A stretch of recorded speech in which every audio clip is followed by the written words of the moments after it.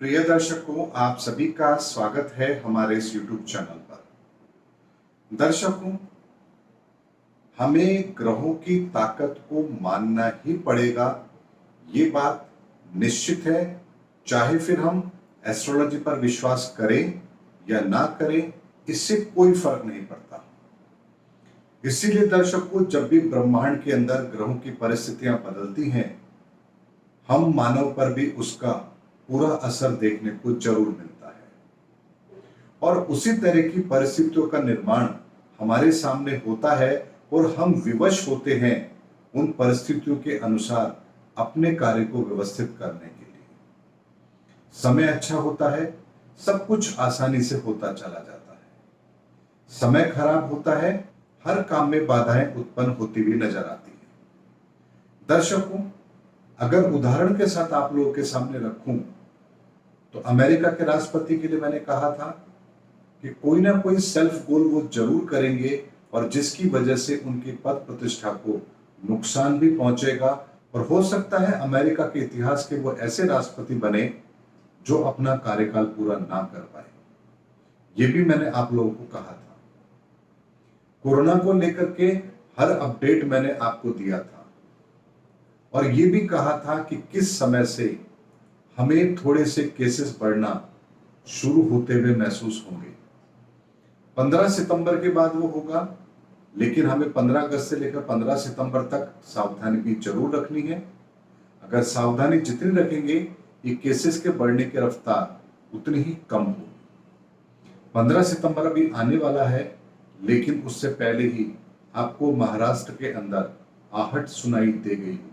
लेकिन दर्शकों, उसके साथ ही मैंने आप लोगों से ये भी कहा है कि ये जो केसेस बढ़ेंगे, ये किसी भी तरह से तीसरी लहर नहीं होगी, ये बात भी निश्चित है।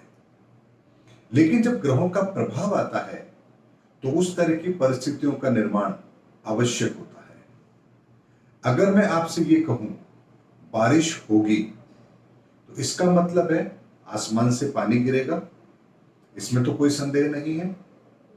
लेकिन यदि मैं आपको जनवरी के माह में कहूं कि बारिश होगी, तो आप इस बात का अंदाजा तो आसानी से लगा सकते हैं कि बारिश तो होगी लेकिन बाढ़ नहीं आएगी। लेकिन यही बात यदि मैं आपसे जून जुलाई में कहूं, तब सावन का महीना चल रहा होता है और उस समय यदि कहा जाए बारिश होगी, तो वो बारिश इतनी खतरनाक भी हो सकती है जो बाढ़ ला सके। लेकिन जनवरी की बारिश में कभी बाढ़ नहीं आ सकती, ये बात निश्चित है। हां, बारिश होती है, पानी गिरता है, लेकिन बाढ़ नहीं आ सकती। उसी तरीके से वर्तमान के अंदर ग्रहों की परिस्थितियां भी ऐसी हैं जो कोरोना के केसेस को बढ़ाएगी, लेकिन तीसरी लहर नहीं आएगी। और केसेस कितने बढ़ेंगे ये भी मैंने आपको बताया, और आने वाले समय की परिस्थितियां कैसे रहने वाली है ये भी मैंने आपको अपने कई वीडियो में बताया है।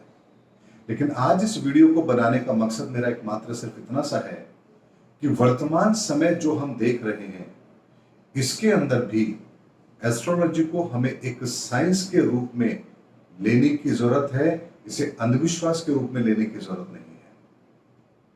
और यदि हम इसको साइंस के रूप में लेंगे तो हम ये भी समझ पाएंगे कि ब्रह्मांड के अंदर किन ग्रहों के किस कॉम्बिनेशन से किस तरह की परिस्थिति का निर्माण हो रहा है और वो कितनी पावरफुल है, यानी कितना % रिजल्ट हमें देगी।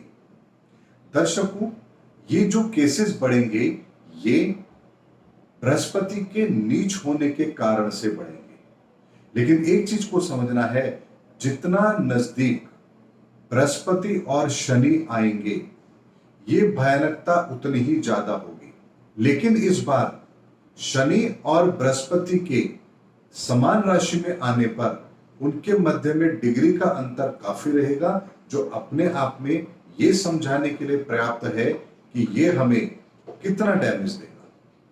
अगर मैं आपसे कहूं आपको ठोकर लगेगी या आपके दुर्घटना के योग हैं, तो मान लीजिए यदि आप पैदल चल रहे हैं, अगर आपको ठोकर लगी तो आप कितना डैमेज होगा आप अंदाजा लगाइए।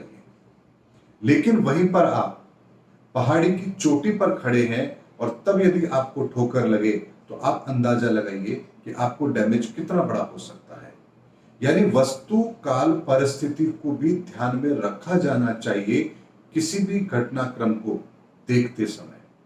और यही सब कुछ अध्ययन करने के बाद ही मैं दावे के साथ आप लोगों को कहता हूं कि ये घटना इस तरह से होगी और इस घटना को इस तरह से रोका जा सकता है। दर्शकों, इसीलिए हमें एस्ट्रोलॉजी को एक साइंस के रूप में लेना चाहिए और वक्त अब आ चुका है जब हमें इस साइंस को हर व्यक्ति को समझानी भी चाहिए, वो स्वयं समझ सके कि कैसे ग्रह उसके जीवन पर प्रभाव भी डालते हैं। उम्मीद करता हूं दर्शकों, मैंने इस वीडियो के अंदर आपको यह सटीकता के साथ बताने की कोशिश की है कि कैसे ग्रह अपना प्रभाव डालते हैं और उन प्रभाव की गहराई को समझने के लिए हमें किस तरह से ग्रहों की परिस्थिति को लेना चाहिए। इसीलिए हर खराब परिस्थिति खराब नहीं होती है और हर अच्छी परिस्थिति भी बहुत अच्छी हो ये भी जरूरी नहीं है। योग बनना अलग विषय है और योग का फलित होना और कितने ताकत के साथ फलित होना ये अलग विषय है। इसीलिए दर्शकों, एस्ट्रोलॉजी को साइंस के रूप में लीजिए और उसका भरपूर आनंद आप हमारे इस चैनल पर लीजिए, क्योंकि हम इस चैनल पर सटीकता के साथ ग्रहों का आकलन करके आपको समय रहते वो परिस्थितियां बताने की कोशिश करते हैं जो आने वाले समय में हमारे जीवन में हमारे सामने घटित होने वाली होती है। इसीलिए दर्शकों, आप लोगों का प्यार भी इस चैनल को बहुत मिला है और उम्मीद करता हूं आगे भी ये मिलता रहेगा। अगले वीडियो में आपसे फिर मुलाकात होगी, तब तक हमारे चैनल पर बने रहिए। जय हिंद, जय भारत।